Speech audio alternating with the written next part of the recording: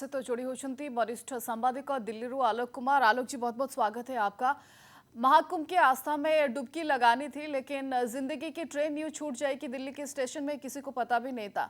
भद्दड़ से 18 लोगों की मौत। अभी क्या स्थिति देख रहे हैं आप वहां पर? और बहुत सारे वजह सामने आ रहे हैं, बोल रहे हैं कि प्लेटफॉर्म का चेंज करने की वजह से भद्दड़ मची। वाकई में क्या रीजन है जिसकी वजह से इतने लोगों की मौत सामने आ रही है? किस वजह से भद्दड़ मची? बहुत पीड़ापद है माहौल अभी नई दिल्ली रेलवे स्टेशन का कह रहे हैं या रेलवे मिनिस्ट्री का कह रहे हैं। दरअसल ये सब कुछ हो रहा ओवर स्ट्रेच जब आप सिस्टम को करते हैं ना, जितना क्षमता है सिस्टम में, उस सिस्टम को आप ओवर स्ट्रेच कर रहे हैं जी। और जब घंटे भर में 1500 टिकटें कट रही हैं जनरल बोगी से जाने के लिए, तो उसी समय टिकट काउंटर पे ही पहलकदमी होनी चाहिए थी और वो अलार्मिंग सिचुएशन होना चाहिए था जो आरंभिक जांच में पता लग रहा है। ये मैं कह रहा हूं कि एक ट्रेन की इतनी क्षमता नहीं है और जो भी ट्रेन जा रही है उसमें जनरल कंपार्टमेंट है ही नहीं। और जब जनरल कंपार्टमेंट में मुश्किल से 52-72 सीटें हैं और उसमें आप 1500-1700 लोगों को भेजने का इंतजाम कर रहे हैं, तो you are doing inhuman thing. ये मानवीय दृष्टिकोण से कहीं भी अच्छा नहीं है, कहीं बेहतर नहीं है। और इन सब के बावजूद आप एक विशेष ट्रेन का इंतजाम करते हैं, जो टाइमिंग ट्रेन है उसे विलंब करते हैं। तो ये कई सारे, लेकिन दरअसल है क्या कि ये ओवर स्ट्रेचिंग है। एक प्रयागराज को जिला बना करके, एक भूखंड को इलाका बना करके आपने एक ये कर लिया है कि 144 साल के बाद ये बहुत सारा है। तो जिसने भी ये धारणा बनाई है कि 112 साल की जगह 144 साल लाया है, ये क्या करके, इसका मतलब आप देश की आधी आबादी को वहां पहुंचाने के लिए, और वहां जाने का जो भी माध्यम है, जो भी तरीका है ट्रांसपोर्टेशन का, वो आपके पास है नहीं। दूसरी बात, वहां जो लोग रह रहे हैं उसके लिए भी ये ओवर स्टेज है। दुनिया में ऐसा हो नहीं सकता कि आप 50 करोड़ लोगों को एक जगह ला कर रखें और रोकें और तब ये सब कुछ होगा। और 50 करोड़ लोगों को लाएंगे कैसे, इस पर कभी कोई काम हो नहीं रहा। तो और इसमें जो सबसे तकलीफदेह बात है कि सफरर्स वो लोग हैं, जो अबोध लोग हैं, जो नहीं समझते हैं कि भाई ये 144 साल वाला मामला है नहीं। बिल्कुल। भाई गंगा उठ के वहां से कहीं नहीं जा रही है, संगम वहां से उठ के कहीं नहीं जा रहा है। गंगा की पवित्रता आज नहीं कम हुई, कल भी नहीं होगी, उसी धारा में प्रभावित।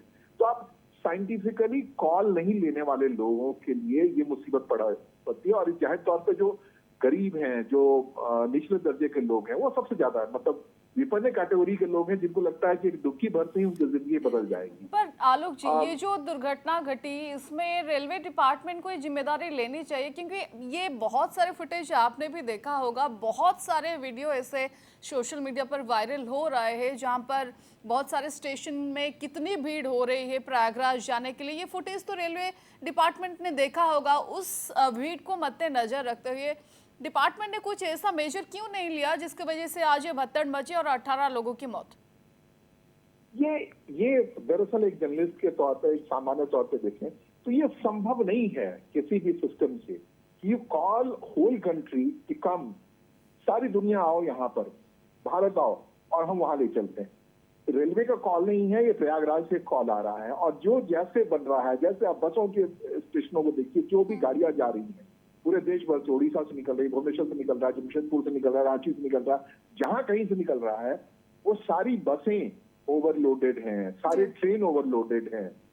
एक ऐसा कॉल है जिसमें कि लोगों को समझ नहीं आ रहा है। और रेलवे, जाहिर तौर पर रेलवे क्या करे, आप 1 घंटे के अंदर में एक ट्रेन के लिए 1500 टिकट कट रहा है, और ये अनुमान, एवरेज अनुमान है। 1500। बात ये है कि भद्दड़ के बाद जब लोगों की मौत हो जाती है तो रेल मंत्री ये ट्वीट करके बोलते हैं कि जितने फंसे हुए उनको रेस्क्यू करने के लिए 4 स्पेशल ट्रेन का आयोजन किया गया है। अगर यही स्पेशल ट्रेन भद्दड़ से पहले होता तो शायद ये हादसा सामने नहीं आता।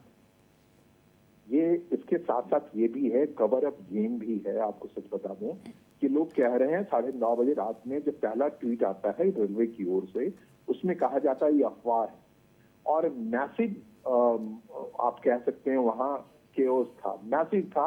और कहीं कुछ समझ नहीं आ रहा था लोगों को कि प्लेटफॉर्म पे जो बोझ था, आरपीएफ के लोग थे, वो हकलान भर रहे थे।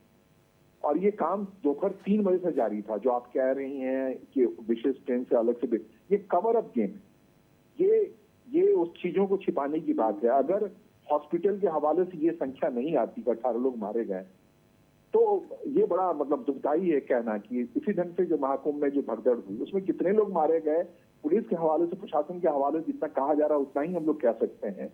लेकिन कह रहे हैं कि ये ओवर स्ट्रेचिंग जो है ना सिस्टम का, ये आपकी मौत का तांडव की वजह बन रहा है। आपने एक ऐसी लीला खड़ी कर दी वहां कि लोग मरने ही जा रहे हैं।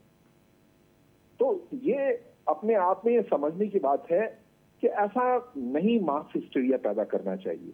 वो रेलवे क्या कोई भी परिवहन के बूते की बाहर की बात है कि 2 करोड़ लोग 1 घंटे में आपके यहाँ ट्रैवल करेंगे। आज सैटरडे था, कल सैटरडे की रात हुआ, संडे का दिन है। लोगों को एवेल्यूएट होना चाहिए था कि छुट्टी का लाभ उठा के, अवसर उठा करके लोग जाएंगे, जो लोग अब तक नहीं जा पाए हैं। कोई विशेष ओकेजन नहीं है आज वहां, लेकिन सब ये पहुंचना चाहते थे एक दिन छुट्टी मेरी आ रही है, उसको हम कवर अप कर लें।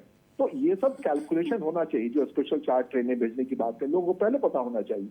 एआई का जमाना है, वो सब कुछ बता रहा है कि कितना एक्सपेक्टेड कमिंग है, कितना लोग आने वाले हैं। तो जाहिर तौर पे सिस्टम फेलियर तो है ही, बिल्कुल लेकिन फेलियर सिस्टम है। और फेलियर के ये साथ आपदा विपदा जो सरकार बिना योजना के काम कर रहे है उसका नतीजा है, और जिसके नतीजा आम जनता को भुगतना पड़ रहा है। बहुत बहुत शुक्रिया आलोक जी।